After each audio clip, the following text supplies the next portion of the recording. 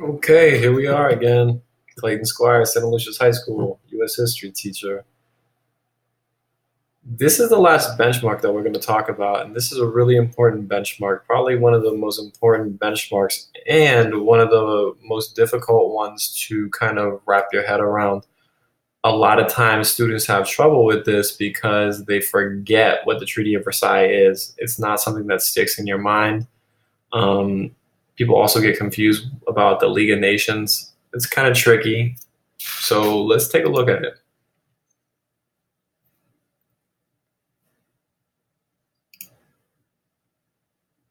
Okay, here we go. So the Treaty of Versailles.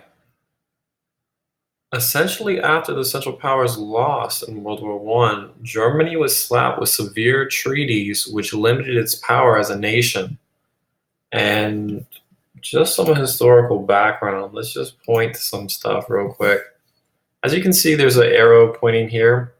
In World War One, let me just put WW. In World War One, you had two different powers. So you had the Allied powers, which were England and France and Italy, the ones that you see here in green, even Portugal over here, against the Central powers. And the Central powers were Germany, Austria-Hungary, and the Ottoman Empire, which is now known as Turkey. The Treaty of Versailles, when the Allies won and they were defeated, the Treaty of Versailles put a lot of emphasis and punishment on Germany. And so let's take a look at some of the things that the Treaty of Versailles included. It stated that Germany would, or I should say the Austrian-Hungarian Empire, it would lose its territory. They created a new state called Poland. Germany lost its entire navy, bar a few ships. They had to claim that they were guilty and responsible for the war. Not only that, this is the most important one right here, number 3. They had to pay the damages for the war. They divided Austria and Hungary, so they became two separate countries. It was no longer an empire, it was just two separate countries. And then 5, Turkish-backed empire divided amongst Britain and France. Turkey, or I should say the Ottoman Empire, controlled most of the Middle East. And when they divided up the Ottoman Empire, Britain and France took countries like Iraq,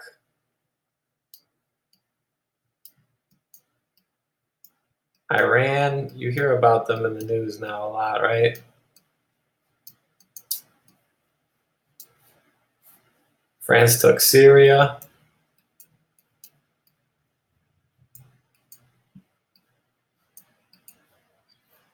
And so they broke up all the countries that were part of this alliance, or the part of the Central Powers. Germany, which was the biggest economy in Europe, they had to declare war guilt, accepting responsibility. That's a lot of negativity on one country, especially after you lose. Let's go to the next slide. So the Treaty of Versailles basically outlines what happens after World War I. But remember Treaty of Versailles as being very negative for the Central Powers. Okay? All right, and here's the last slide. So League of Nations. What is the League of Nations? And what do they represent? That's a big question. Whenever you see something like League of Nations, you need to make sure you understand what it truly represents. The Treaty of Versailles included the creation of the League of Nations. So, The League of Nations was embedded inside the Treaty of Versailles. So here's the Treaty of Versailles, and the Treaty of Versailles made mention of the League of Nations. Now, what do we mean by League of Nations? This is my example right here. I want you to think about a football league and how it has several teams that play a common sport. Well, the League of Nations was supposed to be a bunch of different countries that would work together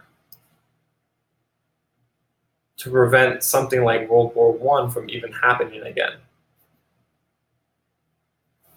Right, so the League of Nations was a group of nations that would band together to prevent future attacks against their league. So what was the overall purpose of the League of Nations? Well, to prevent future wars.